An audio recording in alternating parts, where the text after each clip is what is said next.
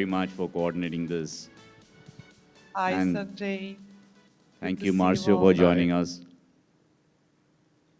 So very quickly, I will introduce your firm. Of course, you don't need any introduction here because you have everybody literally in this room has been waiting for the last few days just to hear you speak. But Studio MK27 was founded by Marcio Kogan in the late 1970s in Sao Paulo and became a collaborative studio in the 2000s with the inclusion of Diana Radomeisler, Susanna Glogowski, Renata Furlaneto, and Mariana Simmers as directors. The office has won over 250 international awards with the mind-blowing work that they are doing.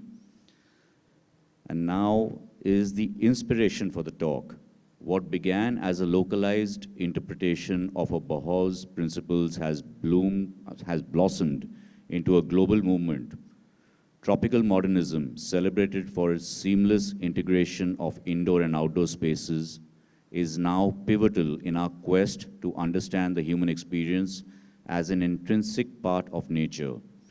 Beyond the use of natural materials, balanced doses of craftsmanship, and elegant proportions lies a silent statement for an architecture that retracts, leaving the central stage to atmosphere and the life within buildings.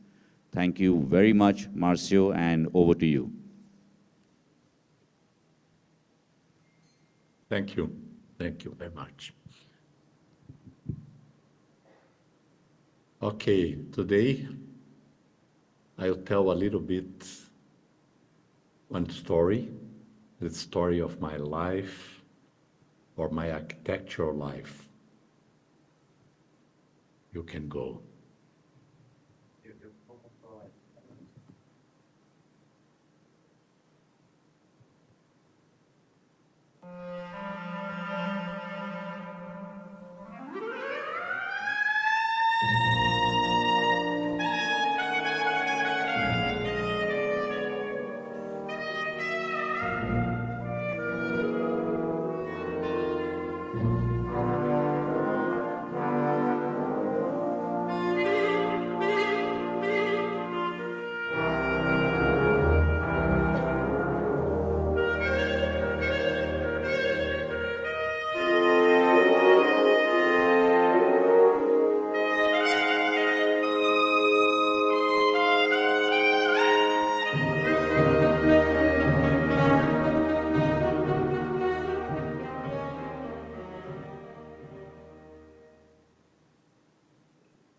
This is São Paulo.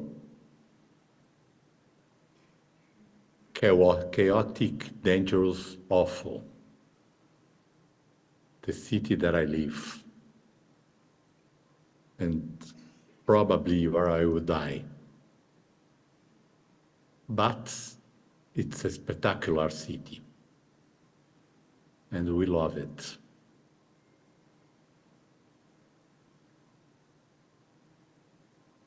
When I was 8, my father was an architect engineer, and he designed some important modernist buildings in São Paulo. This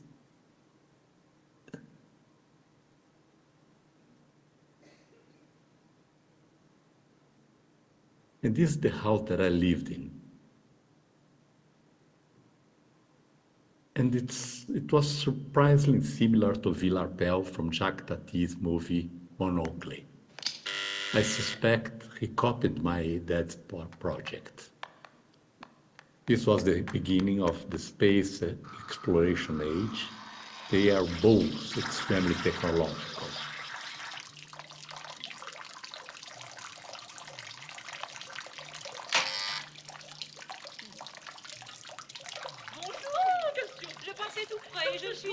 Ce n'est pas possible.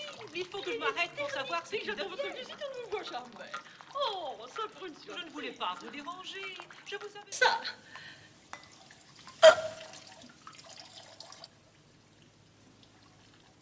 Ah, mon steak.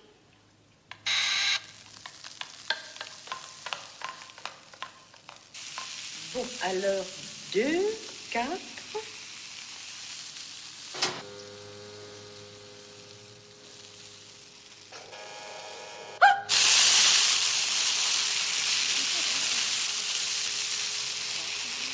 Reculez-vous un peu. C'est pour le jus.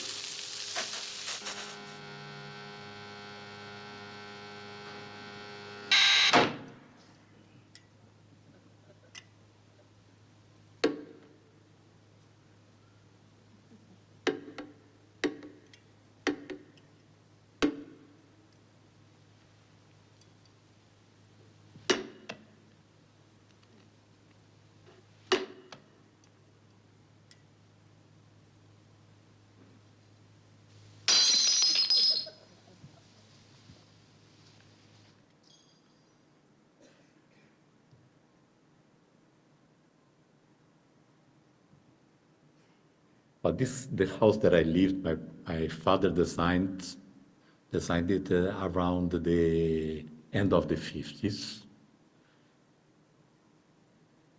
And he designed absolutely everything, down to the smallest details, from the furniture to the artwork, having total control over the project. I think this fact influenced my professional career, was responsible for my obsessive compulsive disorder, OCD. And here, for example, the top left, it was an artwork that was a carbonized tree root. The library, the rug, the table, everything completely 100% designed. And shortly after this, in the beginning of the 60s, my father died. And of course, my life became black and white.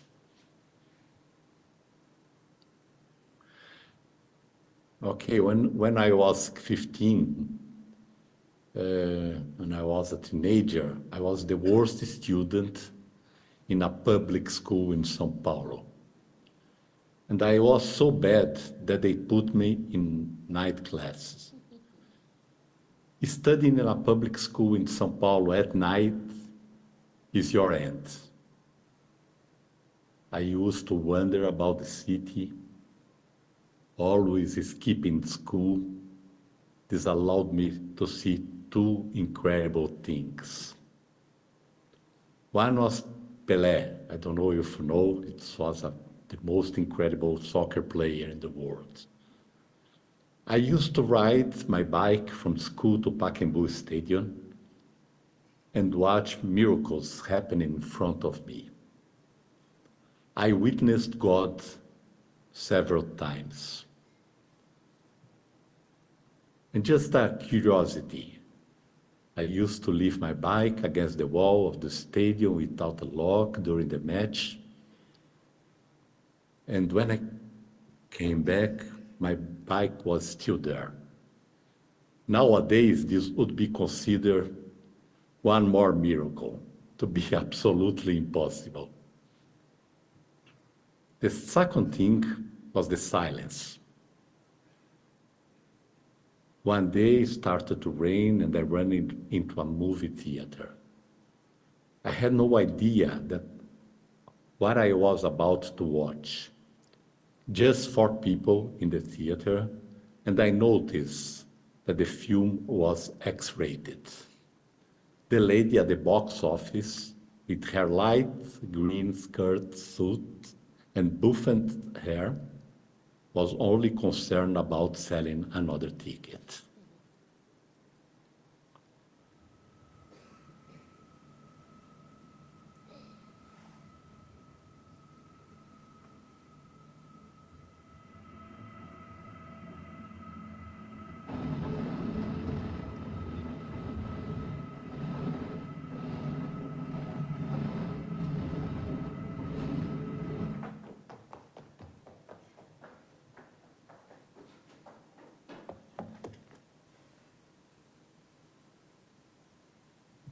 No.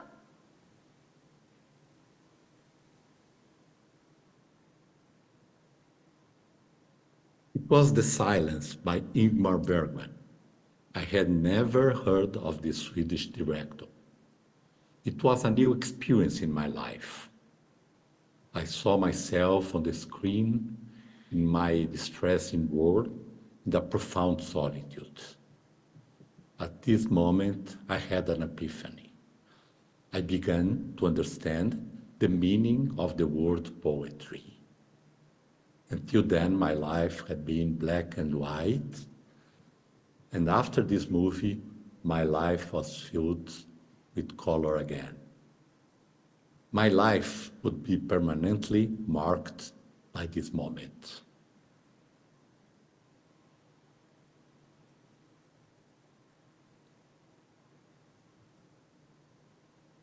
At university, professors pushed the incredible Brazilian modernism on students, and of course, I began to hate it.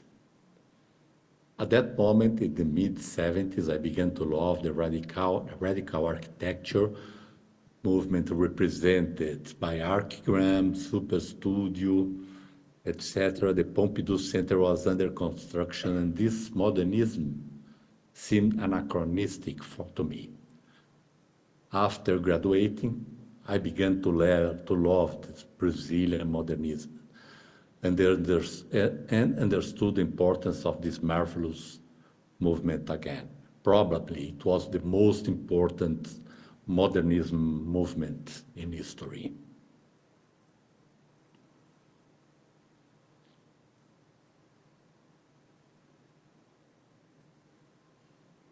It began in the late 30s, and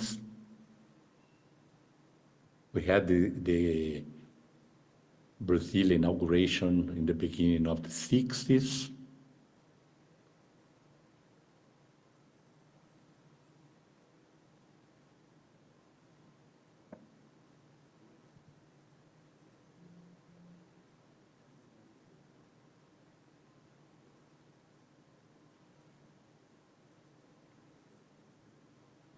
And was cut short in the mid-60s with a very, very sad military coup in Brazil. And I think nowadays our offices represent an extension of this movement.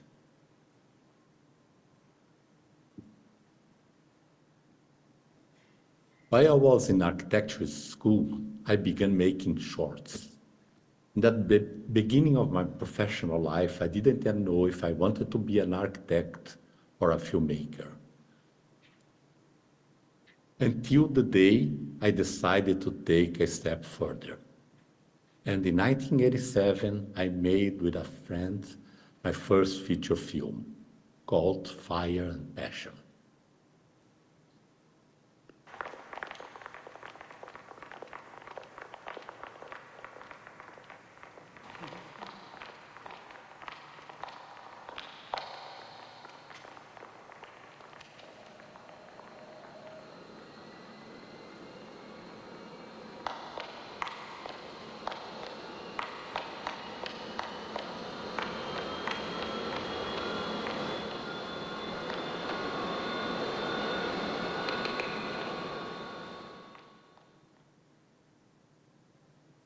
Before this film, I directed 13 short films, and they were a huge success. I won a lot of awards everywhere around the world. Huge, huge success. But this film was a disaster. I lost my money, and my architecture office was ruined because I had spent 8 months away. So at this point, I decided to be an architect full-time. Now, when I look back, I realize how much filmmaking influenced my architecture. I brought to the architecture 4 important things. The first one is the teamwork, the importance of working as a team. Very important for filmmaking and often overlooked in the field of architecture. I brought it to our way of working. We create a super democratic. A lot of architects they participate in the creation. They signed the project with me, and the Studio K27 is known as extremely collaborative. There are, I don't know how many people are now because Mariana never tell me the truth.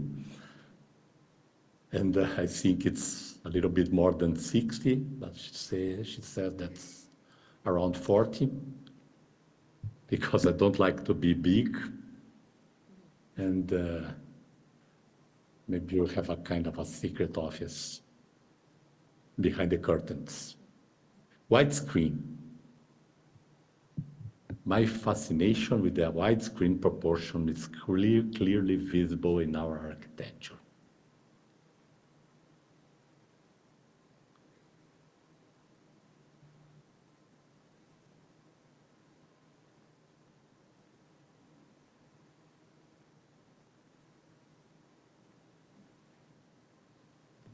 The fundamental importance of light.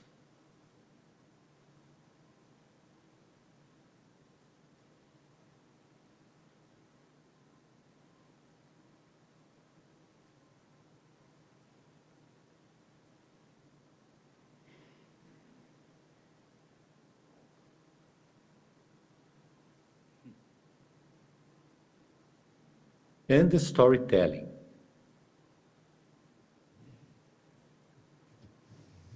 When designing a project, I imagine myself as a character in a movie who gently shapes and reshapes a dream.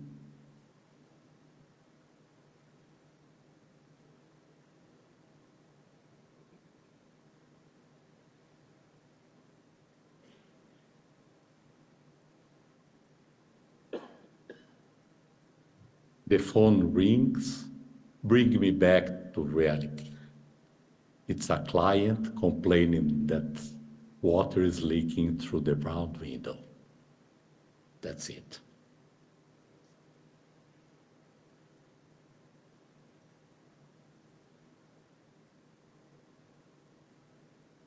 So I joined Marcio and this story back in 2008. And like many of us, felt this profound identification and love for this architectural language that has been very uniquely created by Marcio and his personal story. And I was in charge of publishing this and bringing the projects to the world. And I noticed from a very early stage that we were being labeled as the tropical modernists. I know that just like in India, you had Charles Correa, and we had all these masters, and I felt like labeling this in such a strict form of modernism was somehow poetic, but as well a bit unfair because of all the other things I could see beyond the principles that were being highlighted in our projects. And then I started to see a bit more to it than the most immediate characteristic, which is the integration. You can click. And of course, this was very strong. So I entered the studio in 2008, and in 2009, Paraty House was done, which is like, I think, a very important step in our history. It's between São Paulo and Rio in the green coast of Brazil. We've recently rephotographed it with Fernando Guerra, our trusted photographer. And it was this very simple idea of very horizontal concrete boxes floating over the forest, overlooking the ocean, mixing very sharp and precise materials with natural ones, filtering the light and applying all these ideas that Marcio have just explained to us so beautifully. And the project went international. It was also the beginning of the internet magazines. So it was not just like print, that you had to go through a whole process with editors and then print 2-3 images, but those images were widely spread. And I started to understand how this integration was being highlighted, but I felt that there was so much more to it that we could emphasize in the projects. And then we started being invited to different contexts. And I felt that these principles could explore so many other relationships and potentials in spaces. The first one being communal, which for many, many years, the studio was very restricted into designing single-family houses within the lot and thinking about this particular expression. And with the studio growth and these different invitations, we managed to start exploring the connection between spaces, the in-between space, and what could happen and how could architecture collaborate with the building of a community. This is a project in Madrid. It's like 15 minutes, 22 minutes away from the center, from the city center, so it's slightly peripheral. It's after this big park they have in Madrid. It's like 10 kilometers. And Somosaguas has a character to it. It's around the Ipica and the houses. All the lots are very big. It's a very green area in the city.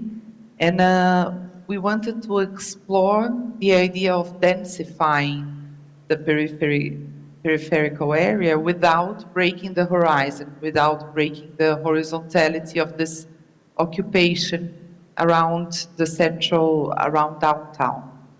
And we call this a meta project because so many times we have replicated this principle of densifying without disturbing the horizon or the landscape.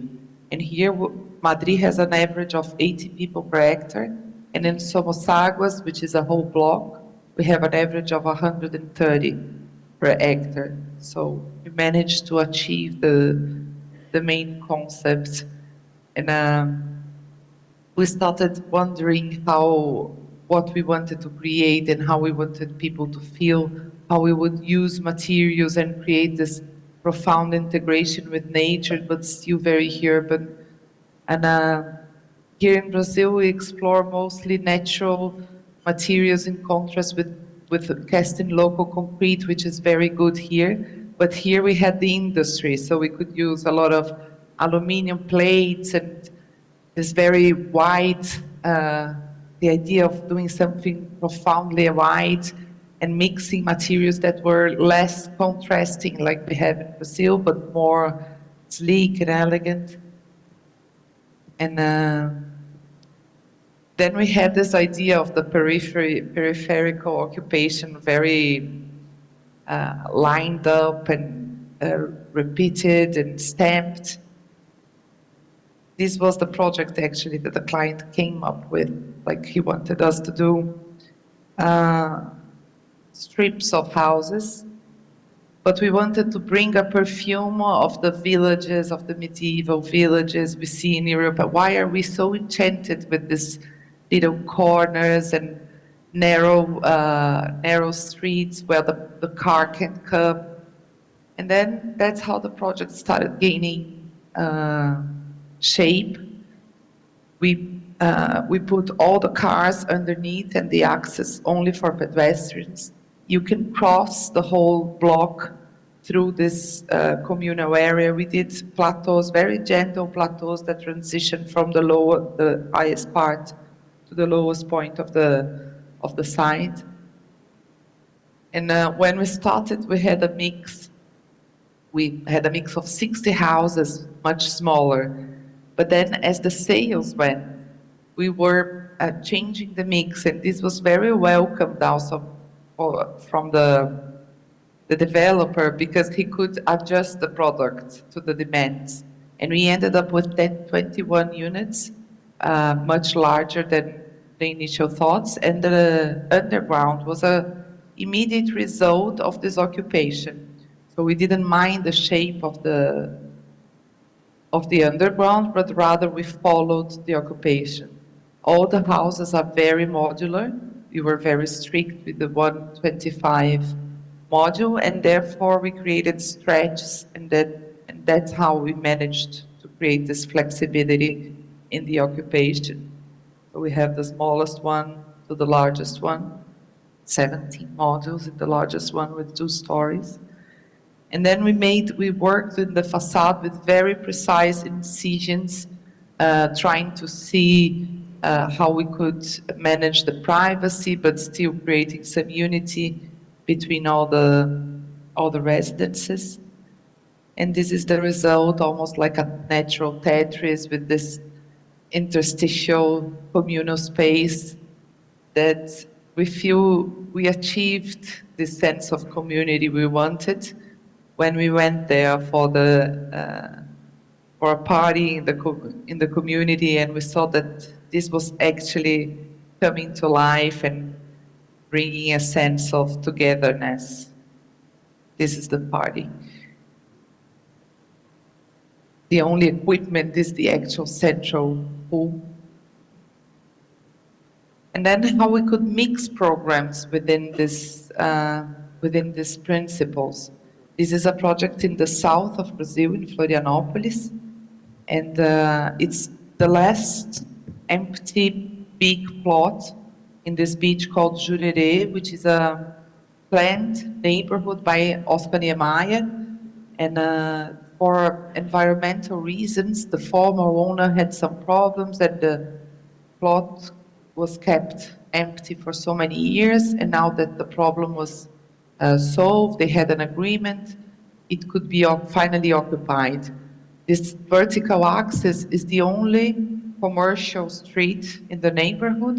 It is a pedestrian, they call it open mall, but we rather think of it as a pedestrian street that has commerce on it. And it is like the apotheosis of this axis, right? The exact moment it meets the beach and the bicycle lane that goes along the coast.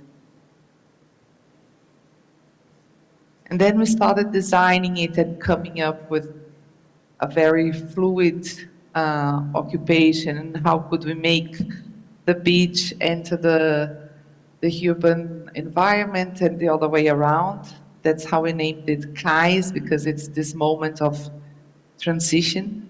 And then we created a central square, very lush in gardens, and also allowing that we wouldn't have only beachfront units and then all the others would be looking backwards, but rather exploring different moments, different views and possibilities for the block. So we occupied all the periphery of the site, and we managed to convince the developers that we should keep the public fluidity of this open mall and cross our site until it meets the beach. And this was very surprising for us that it was accepted. It was very generous of the landowners to allow for this to happen. And also they saw the possibility to explore this commercially. So we're going to have a hotel. This is the lobby where you enter. And in the next slide, you have the mall. So we also created different facades, not only looking inwards to the central patio, but looking into the mall and having this fluidity. So like almost 1/3 of the plot was kept public for public use, and 2/3 of the site is permeable. So the gardens also contribute to this moment of an important human role of draining the tropical rainwaters where it meets the beach. So it is a very successful negotiation of all parts, and reaching all the numbers we should. We have 59 residential units. We have the hotel in the back, and the mall in the bottom, in the ground floor. And then we created this sense of unity for each of the units. We have residential units in the ground floor as well. And exploring this idea of a village, of a vertical village that can escalate from the beach backwards. So always arriving close to the beach very gently and very softly. This is the central square. So even the back units have a view to something very natural and very well designed. And then taking a step forward, I think we've been more recently exploring how these ideas can benefit socially this very unfair country and context we live in. This is São Paulo. It's the original Ford factory from the 20s. It stays right next to the train line, and a very established favela called Moinho. They try to remove this, and it comes back several times because it's a very central portion. It used to be the train garage. And the Ford factory was designed by the Ford architect from Detroit. And so it's this very interesting brick facade, very modular. It is a street in an area that has many homeless people living in, so the facade also has the marks of police trying to expel people. There's fire marks all over the brick, so it's a testimonial building of the conflicts and the problems we have within the city. And it was the first stressed concrete in São Paulo in the 20s. So it had this very particular mushroom-shaped columns. It has elevators for cars. It has a whole history to it. And in Brazil, we don't really take care of the modernist heritage. So we saw here an opportunity. This place was being offered to the city hall for a very cheap acquisition because it had debts, for tax debts and stuff. It was being used for for rave parties or for informal sellers' deposit of cell phone covers. So it was like this very grand space in the middle of the city center was being very unutilized. And we started working with all the departments within the city hall, learning about the shelters and all the residential policies for homeless during the pandemics. We had an increase of 300% of homeless population, but still the shelters, they remain empty. They only get filled when there's a storm coming or there's a night that it's going to be too cold. And we started studying with them what were the reasons behind this. I think not only for the quality of the buildings, but rather they separate men and women. You cannot come with your dog, which most of them have. You cannot enter with your car where they keep their possessions, and most of them start exploring a little bit the wealth they find in trash, and they start recycling. Brazil is a leader in recycling, but mostly because this population is taking care of this problem by trying to extract wealth from the trash. You can go. And then they provide food in the shelters as well. So mostly people go there to eat and leave the shelter. And then we started looking into references and how could we create a grid within those columns and create centralities.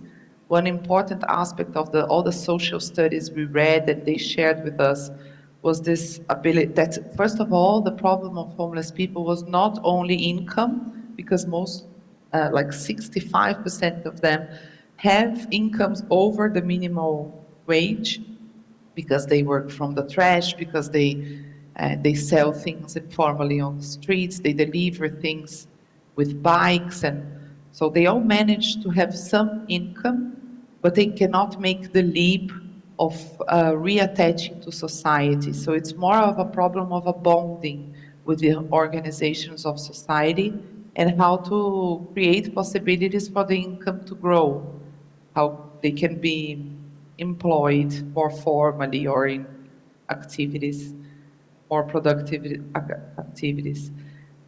And then we started creating this mess because they organized themselves in groups already.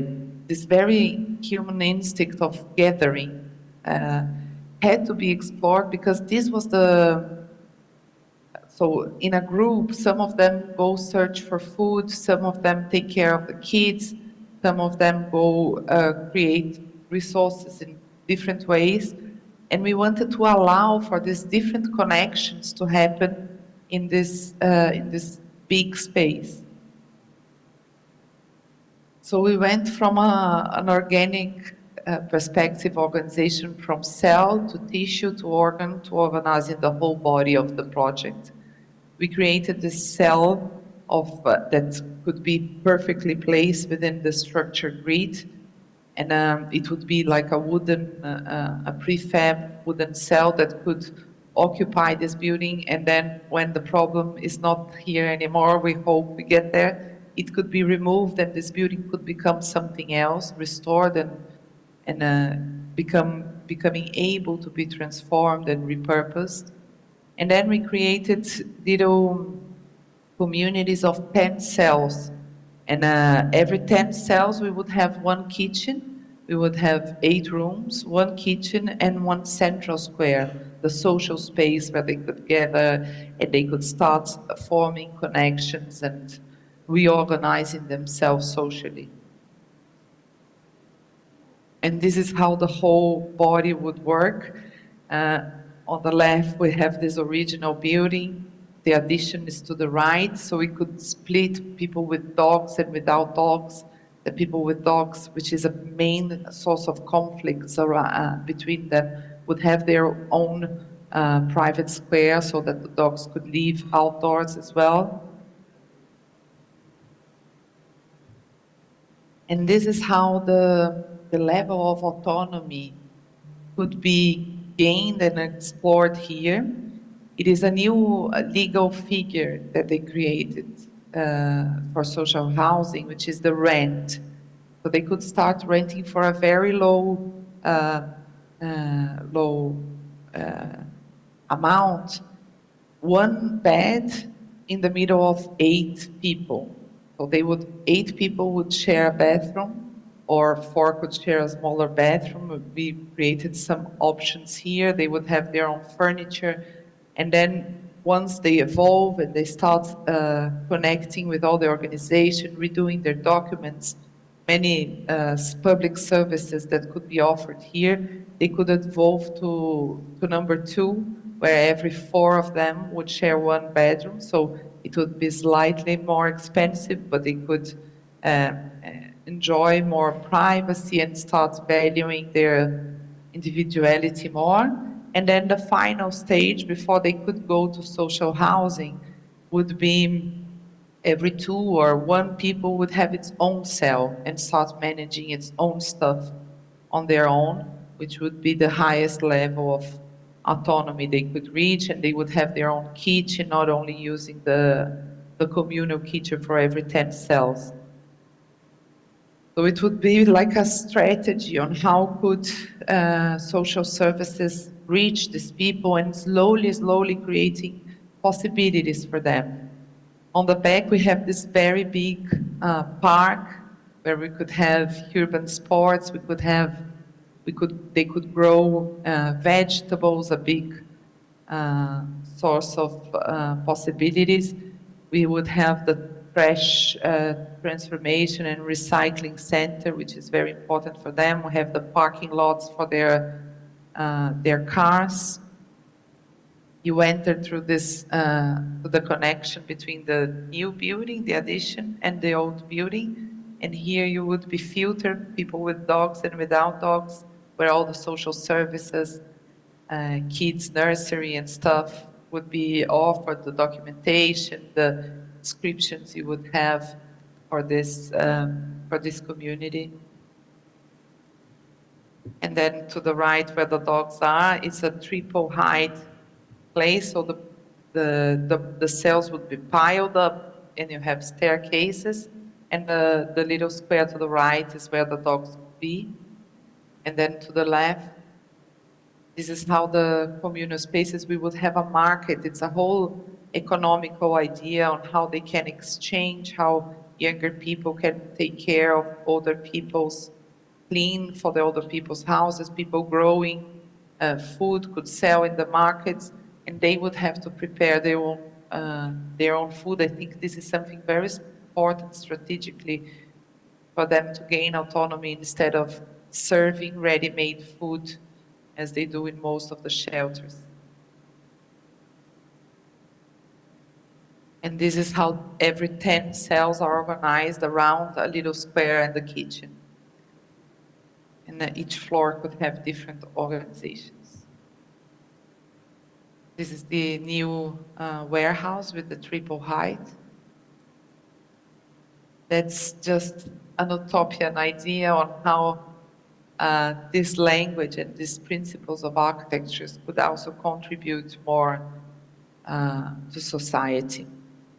Then we also started studying more the principles in modernism that were so natural to us, like searching for the best insulation, cross ventilation, using locally sourced natural materials. And we started measuring the results and using this more methodically to create this residence, Saba, which is off-grid, not connected to sewage, to water plumbing systems or anything, built in prefab wood, locally sourced with earth, hammered earth element from the local soil, not touching the ground and creating this gallery beneath it, so it doesn't touch the mountain. It can be applied in different contexts. It can be self-built because all the pieces can be handled by people and not by machines.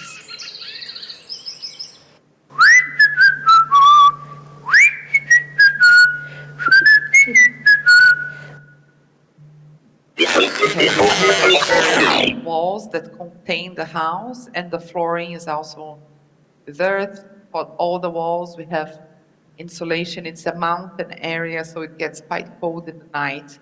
And we explored some startups that were creating materials to allow for sustainable construction, such as recycled plastic insulation layers. All the house has cross ventilation, all the rooms. We also have these folding doors that can filter the light when the sun is setting. And we have very vintage salamanders, we call it, for heating in every room.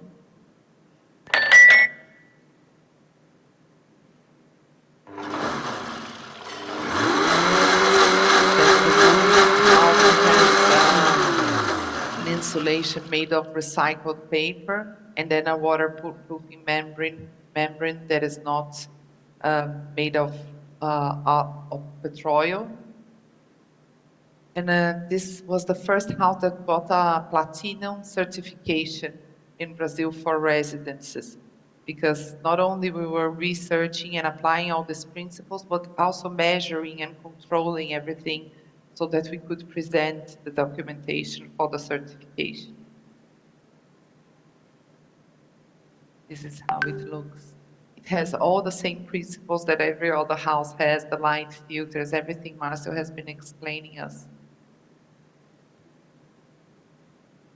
Very poetically, and the mix of sharp materials with more organic, imprecise ones. The whole atmosphere, the whole human tactility is present here as well.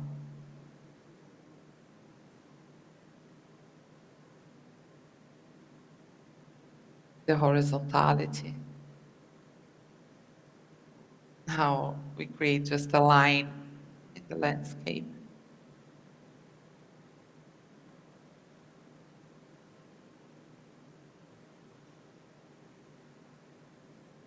Then we also explore the possibility in a hotel, in a resort, luxury hotel, how to be invisible.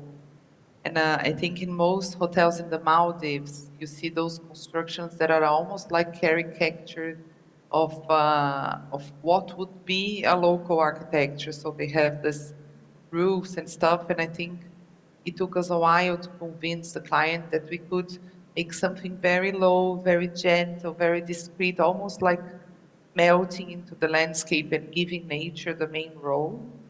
But also we convinced him of something that was magical, I think, which was to create a village within the hotel, like to question this idea of extreme privacy, but rather bringing something to the table which would be creating a sense of community, people being seen and seeing other people. These are the rooms and how we designed every single detail, just like Marcio's dad in his house. We designed the handles, we designed the lamps, always mixing natural materials, creating very organic feeling to the place. This is the spa, very white and very whitewashed. It has a different feeling. The flooring is in pebbles, very tactile to barefoot. And this is the reception area with this reflecting pond. And all the cabanas for massages are spread around this, like this lagoon garden. And then the village is this small construction, nothing is standing out, but that creates a life, something that can bring food and beverage revenue from other hotels, and that can have temporary programs, temporary markets, which is being very widely explored by the owners with this temporary events. This is the beach club and the cabanas, which we also designed every little detail, overlooking the lagoon. We had the main pool that is very dark and very serious, very square. Then in the beach club, we have something very organic and sensual. Every restaurant within the village has a different. This is the tandoor.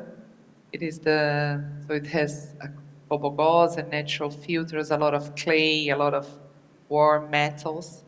The beach club where the parties are, which has a sanded floor. And this is where the architects can stay. It's a residence for artists and DJs and artisans coming here to teach some particular technique. And this is James Turrell Pavilion that marks the entrance to the village. It was a very important exploration here. We went through several different options until one was accepted. It is a self-bearing wooden structure.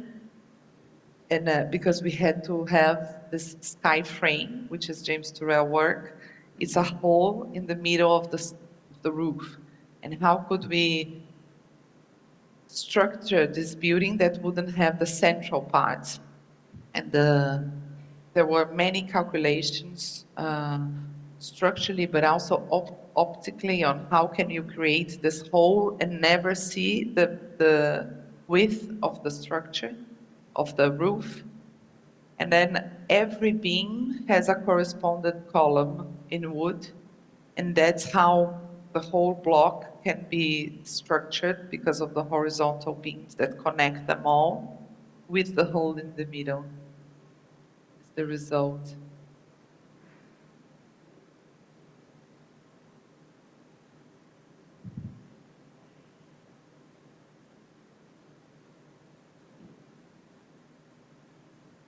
Then a more subtle integration, which would be blurring the limits of Inside Out. Mi Casa Volume C, it's a furniture store here in São Paulo. They already have two volumes, Volume A, which is a metallic structure, and Volume B, which was designed by Marcio and our team back in 2007. And then we had this new lot to explore something different. We created an adjustment on levels, on how to connect them, but still remaining connected to the street. We had just finished Catuçaba House, and we were very much into exploring this important natural resource of Brazil. So we have a wooden structure, very modular, collecting the rainwater and bringing electricity through the piles in a very well detailed manner. Then the beams and the cables, air conditioning on top, and then we clad this with polycarbonate that creates this diffused effect of in the outside and on the inside, reflects and creates the silhouettes of the trees around. And it's a perfect cubic volume, double symmetry with this huge Noguchi lamp in the middle, this sphere. And then this was the opening collection with very important tonneau chairs and this very well-designed dog.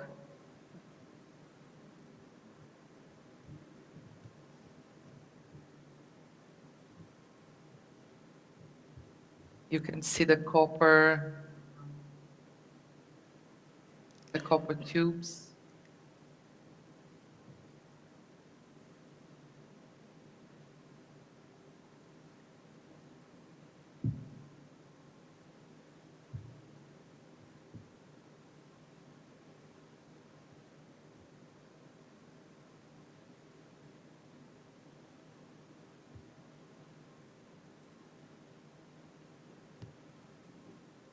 Then more recently, we designed a pavilion we won a competition for the Brazilian pavilion in Expo 2025 in Osaka. Unfortunately, we were fired in the middle of the way, but the project still remained a very source of pride, and so many investigations happened there that we decided to share. It's diluting and blurring the limits between Inside Out, but talking about something very important as the flying rivers in this phenomenon. In a typical sunny day in the Amazon, one big tree manages to transfer 1,000 liters of water through its transpiration per day.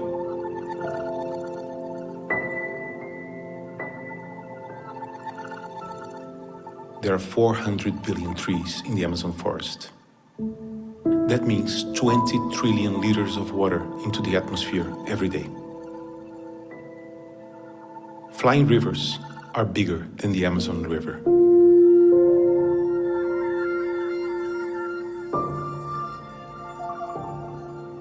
The humidity follows the path over 6,000 kilometers, skirting the Andes towards the south of the continent.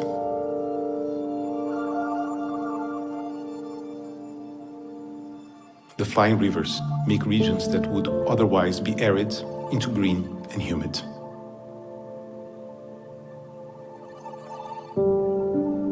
The water that comes from the flying rivers feeds 1 billion people every day and keep alive more than 100,000 species besides ours. 水 물, 도와, 마지, 일마, 水, The longest river in the world is in the sky. water, 이슈크,水 पानी, 도와, water, 水 Aqua. 水, agua.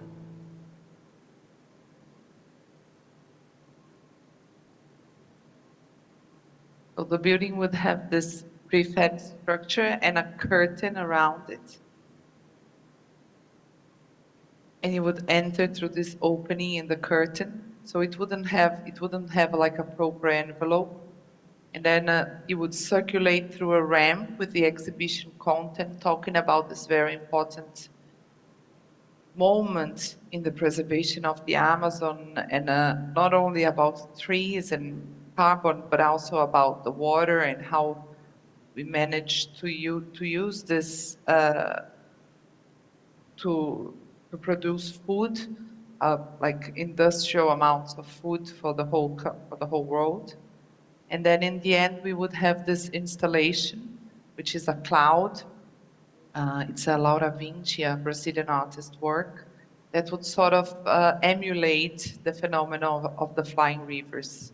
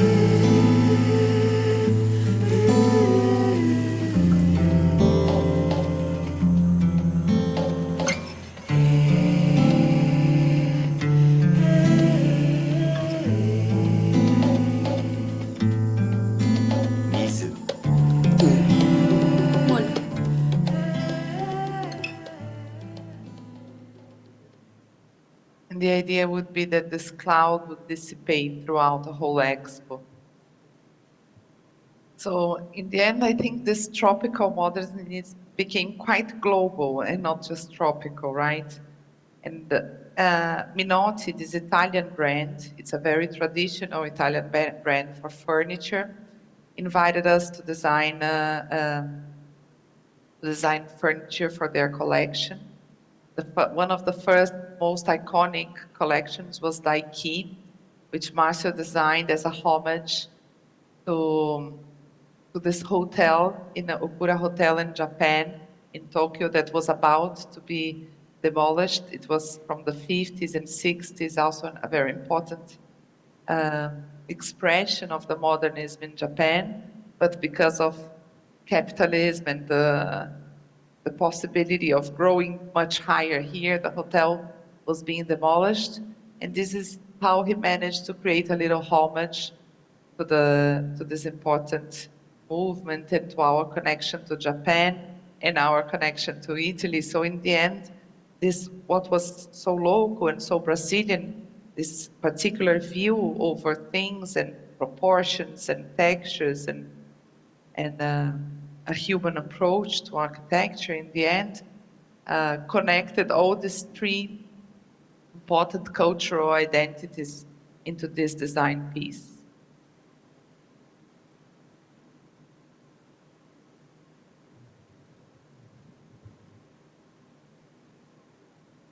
It was featured in a Mission Impossible film. And we have designed 7 other collections. This was the first one, actually, Quadrado, bringing some of our architectural elements to this design scale. Boteco, the bar. I think you can click more quickly through the collections. The dining table, Brasilia, which is this very square, the clear axis, more well-behaved collection. Super Quadra, the homage to Brasilia. Horizon, which is, I think, their sales top seller, this search for the horizontal line within the furniture. And then I think we went quite extreme in being tropical, which was going under 0 degrees in Whistler, Canada. This was an invitation from a private client to design his house in the mountains, in this ski mountain. It's a ski out house in a very, very steep site. And how we explore this integration and the principles we have in every other project we do in different contexts, because many people visit us here in Brazil, many architects, and they say, oh, but it works here because it's so warm outside. So this integration, the air inside is the same as the air outside. And when we went to design in this extreme condition, I think the effort was, how are we going to achieve the same effects without this physical interaction? And I think the solution was creating a plinth, a base that is almost negative, and then pushing this prism, this glass prism, floating over the mountain, projecting outwards the mountain. And since we don't need to open the facade, the glass can be quite continuous and quite pure in its use. It's modulated, of course, but you can see very clearly this crystal box floating over the mountains. And it brings the sensation when you are there that you are being projected while outwards. So we have this base where you can reach the house.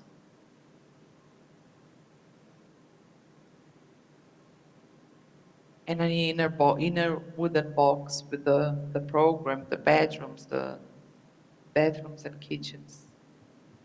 This is the living room and the fireplace, and then all the interior design, this very fluffy, warm textures in the middle of the clouds.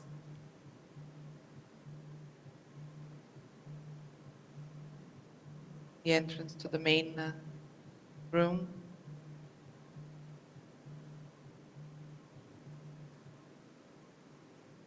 This is a bathtub we designed for Agape, an Italian brand as well. Then the columns and all the details here were worked even more obsessively than we usually do. This compulsive disorder that Marcio has was potentialized by the client's obsession. So we had this design of a flagstone, and we sent them. And when we visit the construction site, they had followed the exact drawing we had for the flagstones and numbered the pieces so that it would be just as in the design. Here we have like a very powerful overhang and all the machines construction. It was like the first world opening up to our crazy ideas and my wildest dreams. A very powerful metallic structure. This is the basement below with the guest rooms, the hammam. The hammam is the opening of this base towards the mountains. This is where a bear visited the house once for our panic and despair.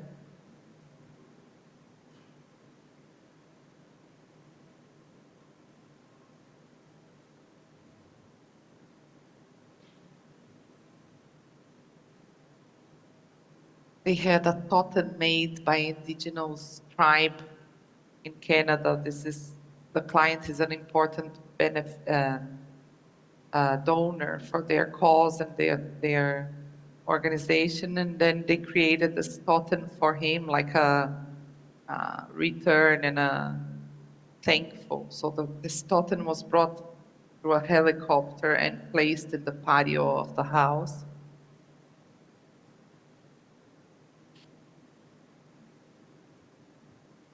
In the basement.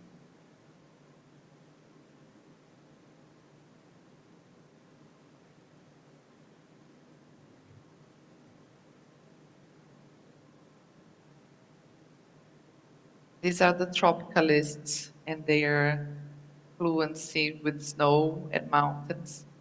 Marcio, in this exact moment, fell in a hole. And after that, I had a life insurance made for the studio because I think we went a bit too far here. But this was a little bit of our explorations and studies in the last years. I hope you enjoyed it.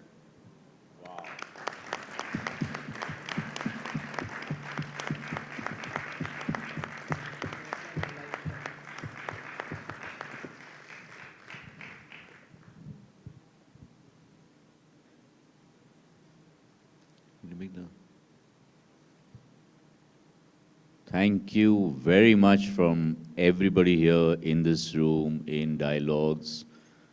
Marcio, Mariana, thank you very, very much. It was really informative, and the way you went about it with the story in the beginning and then smaller scale projects into larger ones and then yet larger ones and the social one. I mean, amazing collection of all typologies. Thank you very much. Once again, guys. Thank you. Thanks a lot.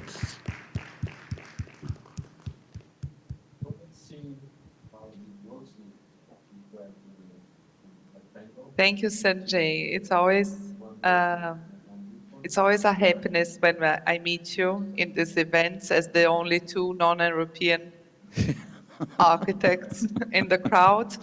So we feel very honored for the invitation. Thank you for having us. Thank you, thank you. Thank you Thank so you. much. And the story Thank in the you. beginning was like really interesting. Yeah.